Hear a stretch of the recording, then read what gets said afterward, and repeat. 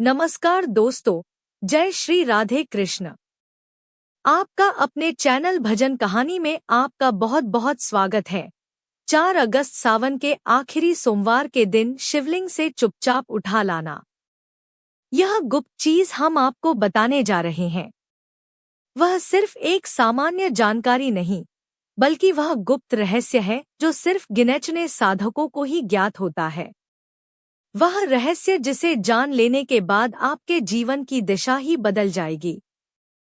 यह वही गुप्त चीज है जिसे सावन में शिवलिंग से सही तरीके से घर लाने वाला व्यक्ति दरिद्र से धनवान बनता है। कर्ज में डूबा हुआ व्यक्ति उन्नति की ऊंचाई पर पहुंचता है और संतान, नौकरी, शादी जैसे बड़े से बड़े संकट भी बिना किसी बाधा के हल हो जाते हैं। कई लोग तो इसे आजमा चुके हैं और उनकी जिंदगी चमत्कारिक ढंग से बदल चुकी है। अब यह मौका आपके पास है। बस जरा धैर्य रखिए, आंखें और कान खोलकर सुनिए, क्योंकि आगे हम आपको बताने जा रहे हैं वह 5 गुप्त रहस्य जो अगर आपने सावन सोमवार को शिवलिंग से लेकर अपने घर में सही स्थान पर रख दिए तो आपका भाग्य खुद आपको बुलाने लगेगा। हर हर महादेव, ओम नमः शिवाय।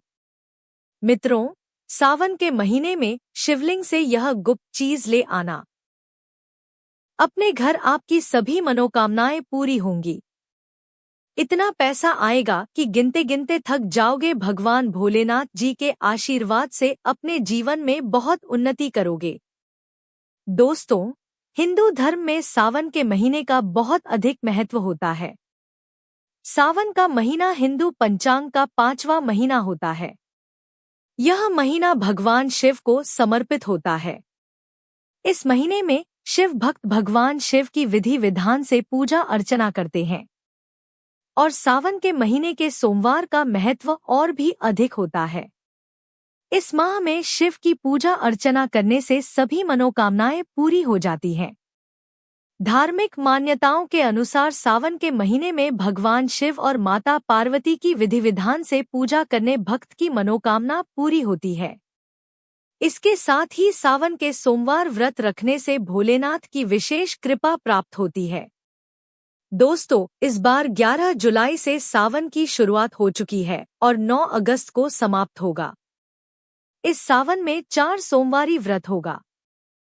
पहला सोमवारी व्रत 14 जुलाई को है, दूसरा 21, तीसरा 28 जुलाई और चौथा सोमवारी व्रत 4 अगस्त को है। कहा जाता है इस सावन के महीने में किसी भी व्यक्ति ने भगवान भोलेनाथ की थोड़ी सी भी पूजा साधना क्रिया कर ली तो उस व्यक्ति के जीवन की सभी मनोकामनाएं पूर्ण हो जाती हैं। उस व्यक्ति के जीवन के हर कष्ट खत्म हो जाते हैं और उस व्यक्ति के जीवन में धन आना शुरू हो जाता है। भक्तों, वीडियो आगे शुरू करें उससे पहले भगवान भोलेनाथ के सच्चे भक्त भजन कहानी चैनल की इस वीडियो को लाइक अवश्य कर दें और कमेंट बॉक्स में हर हर महादेव सच्ची श्रद्धा से लिख दें, जिससे कि भगवान भोलेनाथ जी का आशीर्वाद आपको सीधे प्राप्त हो सके। दोस्तों, आज की इस वीडियो में हम आपको बताएंगे कि सावन के दिनों में आपको भगवान भोलेनाथ के मंदिर जाकर के क्या क्या भगवान भोलेनाथ को अर्पित करना और वहां से वापस क्या लेकर के आना है ताकि आपके घर की गरीबी, दरिद्रता, परेशानी, कष्ट, दिक्कतें हमेशा के लिए खत्म हो जाए। दूसरी तरफ आपके घर पर सुख, समृद्धि, यश, वैभव, ऐश्वर्य की आपको प्राप्ति हो। ध्यान रखिएगा दोस्तों, सावन का माह का इंतजार हर व्यक्ति इसीलिए करता है ताकि उसको भगवान भोलेनाथ का आशीर्वाद मिल सके। कहा गया है कि देवों के देव भगवान भोलेनाथ अगर किसी भी व्यक्ति को आशीर्वाद दे दे तो उस व्यक्ति का साक्षात्कार भी आकर कुछ नहीं बिगाड़ पाता है। इसीलिए आज की इस वीडियो में हम आपको बताएंगे कि कैसे आप सावन के दिन, जो बहुत ही पावन दिन है, इस दिन भगवान भोलेनाथ को प्रसन्न कर सकते हैं। कैसे आपको भगवान भोलेनाथ का आशीर्वाद प्राप्त हो सकता है और कैसे सावन के दिनों में शिवलिंग की आपको पूजा करनी है। वह भी खास उपाय करते हुए कैसे आपको शिवलिंग पर क्या क्या चढ़ाना है और क्या क्या वहां से लेकर अपने घर पर वापस लेकर आना है, ताकि आपके घर पर अन्न और धन का भंडार कभी भी कम ना हो। देखिए दोस्तों, आपके जीवन में कितनी ही बड़ी परेशानी हो, कितनी ही बड़ी दिक्कत क्यों ना हो, मान लीजिए आपके जीवन में धन की समस्या है, मान लीजिए आप नौकरी की प्राप्ति के लिए बहुत ही ज्यादा परेशान हो चुके हैं, आपके शत्रुओं ने आपको घेर लिया है, संतान की प्राप्ति आपको हो नहीं पा रही है, तो एक बात का ध्यान रखिएगा दोस्तों, सावन का पावन दिन एक ऐसे दिन होते हैं जिस दिन कोई भी व्यक्ति अगर थोड़े से उपाय कर लेता है, भगवान भोलेनाथ की साक्षात पूजा कर लेता है, तो उस व्यक्ति की कितनी ही बड़ी मनोकामना हो, कितनी ही बड़ा कष्ट हो, वह खत्म हो जाता है और उसकी मनोकामना पूर्ण हो जाती है। दोस्तों, मान लीजिए आपके ऊपर कोई दोष लगा हुआ है, जैसे वास्तु दोष, शनि दोष, प्राकृति दोष या कोई भी दोष लगा हुआ है, तो आपको सावन सोमवार के दिन थोड़ी सी पूजा करनी है और आपका दोष खत्म हो जाएगा। आपके जीवन से सभी परेशानियां चली जाएंगी और आपके जीवन में जो धन आना बंद हो गया था उसका आगमन वापस शुरू हो जाएगा। मान के चलिए आपके जीवन में कभी भी कोई परेशानी नहीं रहेगी। बस दोस्तों, आज की इस वीडियो को लास्ट तक देख लीजिए और मान के चलिए भगवान भोलेनाथ के आशीर्वाद से आपकी सभी मनोकामनाएं भी पूरी होंगी और आपके जीवन की सभी परेशानियां भी चली जाएंगी। देखिए, एक बात कही गई है कि जब भी हम भगवान भोलेनाथ की पूजा करते हैं, हमें धैर्य रखना चाहिए, विश्वास रखना चाहिए और श्रद्धा के साथ भगवान भोलेनाथ की पूजा करनी चाहिए, क्योंकि भगवान भोलेनाथ बहुत ही भोले हैं। वह किसी भी व्यक्ति की थोड़ी सी ही पूजा से, साधना से तुरंत ही प्रसन्न हो जाते हैं। इसलिए दोस्तों, सावन सोमवार के दिन कुछ ऐसी चीजें हैं जो आपको अवश्य पता होनी चाहिए, क्योंकि सावन सोमवार के दिन अगर आप भगवान भोलेनाथ के सामने पूजा करने जा रहे हैं, तो मान के चलिए दोस्तों, आपने अगर कोई गलती कर दी तो भगवान भोलेनाथ आपसे क्रोधित हो जाएंगे, और आपने सही तरीके से पूजा की होगी तो साक्षात आपको भगवान भोलेनाथ उसी दिन आशीर्वाद दे देंगे और उस दिन के बाद आपके जीवन में कभी कोई परेशानी नहीं आएगी। आपको हमें एक एक चीज बताने जा रहे हैं, इसलिए इस वीडियो को लास्ट तक देखिएगा। सबसे पहले आपको भगवान भोलेनाथ के मंदिर जाना होगा।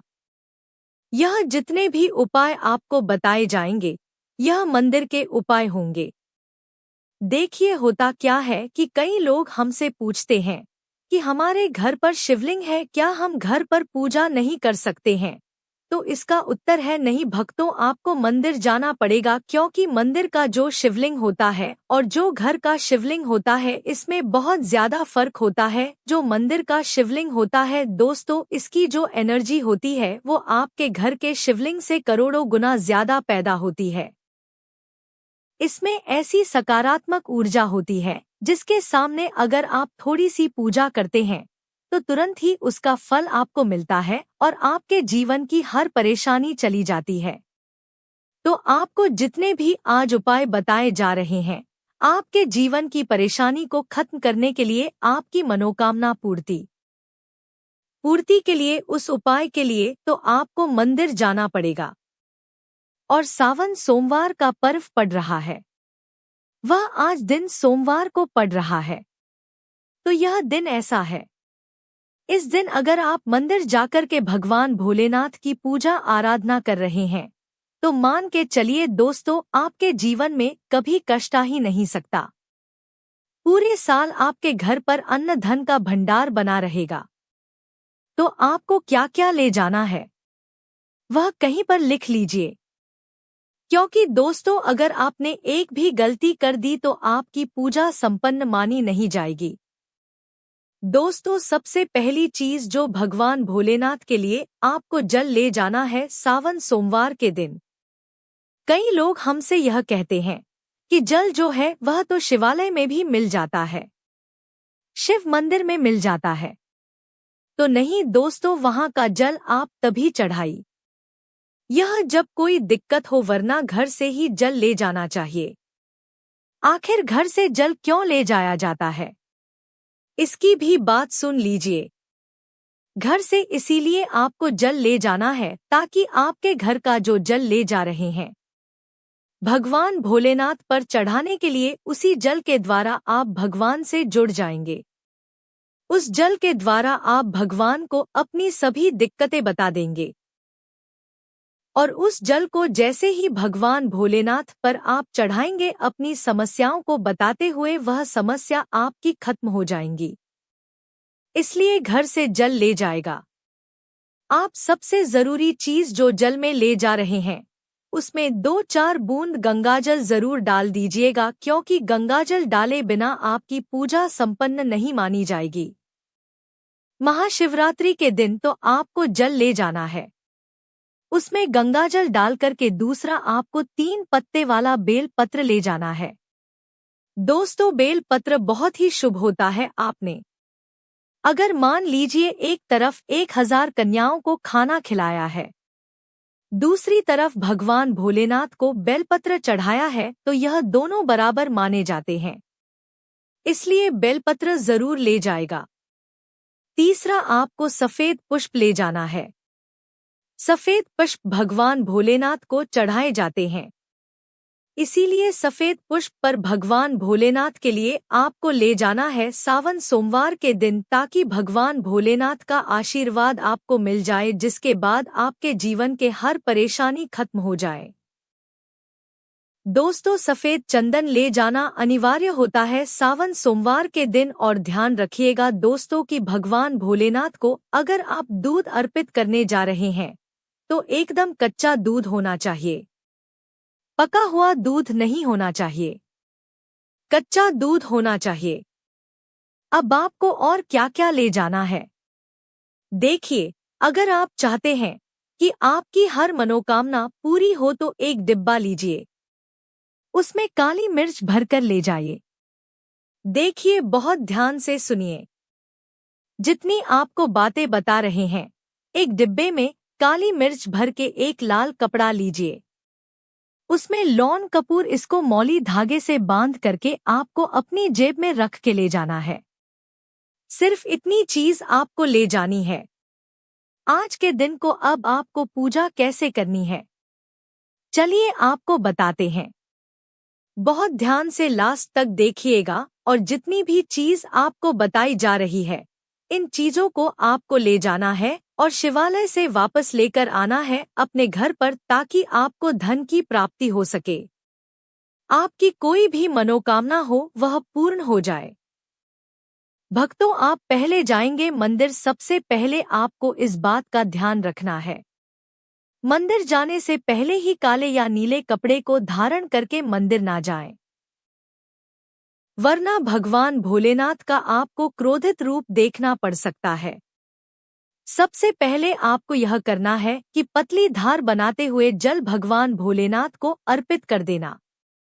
बहुत ध्यान से सुनिएगा भक्तों, पतली धार बनाते हुए भगवान भोलेनाथ को जल आपको अर्पित कर देना है। अब आपको यह करना है दोस्तों कि भगवान भोलेनाथ को चंदन लगाना है। चंदन लगाने के बाद भगवान भोलेनाथ पर 3 पत्ते वाला बेलपत्र रखना है। 3 पत्ते वाला बेलपत्र रखने के बाद आपको भगवान भोलेनाथ पर सफेद पुष्प अर्पित कर देना है। सिर्फ इतना आपको करना है। दूध अगर आप चढ़ाना चाहते हैं तो दूध भी आप चढ़ा सकते हैं, इतना बस आपको करना है। इतना करने के बाद आपको वहां पर खड़े होकर 108 बार, बहुत ध्यान से सुनिएगा, 108 बार आपको ओम नमः शिवाय का जाप करना है। यह 3 ऐसी चीज है जो आपको करनी है, इतना करना है। अब आपको क्या करना है, एक डिब्बा जो काली मिर्च का आप ले गए हैं, उस काली मिर्च के डिब्बे को आपको शिवालय के जो गिरता हुआ शिवधारा है, जो शिवलिंग से वहां पर पानी गिर रहा है, उसी शिवहरी के पानी से आपको छू आना है और अपनी जेब में वापस रख लेना है। यह जो लाल पोटली आप ले गए हैं, बंद करके लौंग की इसको भी छुआना है, वापस रख लेना है। अब आपको क्या करना है? जिस लोटे में पानी ले गए थे या जिस लोटे में भी आप दूध ले गए थे उसमें आपको क्या करना है? आपको जो भगवान भोलेनाथ का पानी वहां पर गिर रहा है, भक्तों ध्यान रखिएगा, शिवलिंग की जो पानी नीचे गिर रहा है उसी पानी का थोड़ा सा पानी अपने लोटे में ले लेना है। जो आपने लोटे में पानी भरकर ले गए हैं वह पानी वापस बचाना नहीं है, वह तो पूरा आपको भगवान भोलेनाथ को अर्पित कर देना। जो शिवलिंग से पानी गिर रहा है उस पानी को आपको अपने लोटे में वापस ले लेना है। भक्तों मान लीजिए आप यह सोच रहे होंगे कि कई लोग वहां पर पानी चढ़ा रहे हैं, तो इस बात की आप चिंता ना करें, क्योंकि भगवान भोलेनाथ के शिवलिंग पर जब भी पानी चढ़ाया जाता है वह अमृत बन जाता है। कहा जाता है कई देवी देवता शिवलिंग के पास अदृश्य रूप में खड़े होते हैं ताकि शिवलिंग से गिर रहा पानी वह धारण कर सके, इतना पवित्र होता है शिवलिंग से गिरता हुआ पानी। तो शिवलिंग से गिरता हुआ पानी को आपको अपने लोटे में ले लेना, सिर्फ थोड़ी सी बूंदे ले लेनी है। अब आपको क्या करना है? आपको घर वापस आना है जो आपने लोटे में पानी लिया है। भक्तों इसको घर पर आते ही घर के लोग जो हैं आपके, उनके ऊपर थोड़ा थोड़ा पानी छिड़क देना है। घर के हर कोने में पानी छिड़क देना है। घर के मुख्य द्वार पर पानी छिड़क दें। ना सिर्फ इतना आपको करना है, इतना आपने कर दिया। अब मान लीजिए पूरे साल आपके घर पर नकारात्मक शक्तियां नहीं आ पाएंगी। आपके घर पर कोई काला जादू, काली विद्या करवाने की कोशिश करेगा तो वह आपके घर पर नहीं कर पाएंगे। इससे आपके घर से नकारात्मक शक्तियां चली जाएंगी और सकारात्मक ऊर्जा आ जाएगी। यह जो अब काली मिर्च का भगवान भोलेनाथ जी के शिवलिंग से छुआ कर लाए हैं, इसको पूजा घर में रखें। यह जो काली मिर्च का डब्बा है आपके पास, इसे कभी भी आप किसी शुभ कार्य के लिए निकले, जैसे मान लीजिए आप बिजनेस मीटिंग के लिए जा रहे हैं, नौकरी की प्राप्ति के लिए जा रहे हैं, काली मिर्च घर के मुख्य द्वार से पहले रख के उसको कुचलते हुए निकालिए। मान के चलिए आपके काम में जो भी बाधा आने वाली होंगी वह बाधाएं भगवान भोलेनाथ के आशीर्वाद से अपने आप है हट जाएंगी और आप जिस कार्य के लिए भी जाएंगे उस कार्य में आपको सफलता मिलेगी। दोस्तों, भगवान भोलेनाथ का यहाँ पर आपको साक्षात आशीर्वाद मिलेगा। सावन सोमवार के दिन और आपके जीवन से हर परेशानी चली जाएगी। सावन सोमवार की रात आप अपनी सभी प्रकार के बुरी अनिष्ट शक्तियों से छुटकारा पा सकते हैं। जो लोग भोलेनाथ माता पार्वती की पूजा करना चाहते हैं वो इस दिन अपने घर पर पारद का शिवलिंग रख लीजिए। अभिमंत्रित होना चाहिए। जो भी शिवलिंग आप रखें अच्छे से उनको मंत्रों द्वारा भी अभिमंत्रित करके रखें। नर्मदेश्वर शिवलिंग हो कोई भी रखिए, अच्छे से उनको भोलेनाथ को अपने घर पर ही पूजन कीजिए। एक लोटा जल चढ़ाकर, क्योंकि मंदिरों में बहुत भीड़ भाड़ होती है और सावन सोमवार पर यही भीड़ का नजारा बहुत ही खूबसूरत लगता है। कोने कोने में शिव भक्त है। अगर आप मंदिर में नहीं जा सके या ठीक से जल नहीं चढ़ा पाए तो घर में ही शांति से आप पूजन करें। गन्ने का रस हुआ, पंचामृत हुआ, इससे आप इस दिन भोलेनाथ का अभिषेक कीजिए। दूध, दही, घी, शहद, शक्कर, पंचामृत बनाकर के अभिषेक कीजिए। दोस्तों, फिर भोलेनाथ का श्रृंगार कीजिए। चंदन चढ़ाई, अक्षत चढ़ाई, जनेऊ अर्पित कीजिए।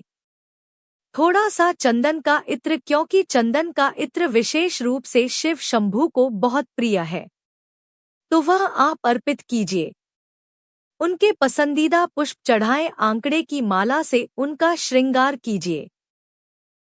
दोस्तों, कनेर के सफेद पुष्प चढ़ाएं, कमल हुए, गुलाब हुए, बेल हुए, यह फूल उनको बहुत प्रिय है, यह अर्पित करें और 5 बेल पत्र अवश्य चढ़ाएं। आप इस दिन चाहे तो या जो आपके पास बेल पत्र है उसी पर आप श्री श्री लिख करके या ओम नमः शिवाय या राम राम लिख के अर्पित कीजिए। जो चिकना भाग होता है उस पर लिखिए और यह सीधा शिवलिंग पर अर्पित हो। इस प्रकार से आपको बेल पत्र चढ़ाने चाहिए। दोस्तों, आप विशेषकर इस बात का ध्यान रखें कि कटे फटे बेलपत्र ना हो। जो व्यक्ति अधूरी चीज भगवान को अर्पित करता है तो उसे भी कटे फटे पत्तों की तरह ही कटा फटा फल ही प्राप्त होता है। इसीलिए कभी भी अपूर्ण सामग्री अर्पित ना करें।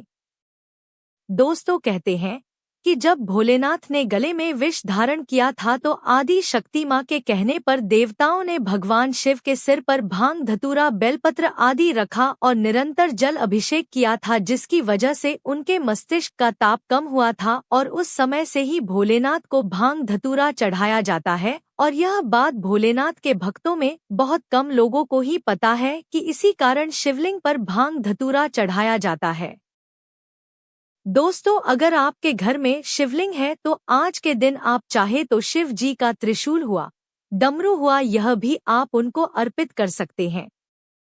शिव के डमरू की दमदम की ध्वनि मंगल गुरु से संबंधित होती है, क्योंकि चंद्रमा उनके मस्तक पर विराजमान होकर अपनी क्रांति से अनंत आकाश में जटाधारी महामृत्युंजय को प्रसन्न करता है और बुध आदि ग्रह है इसमें संभाव से सहायक होते हैं।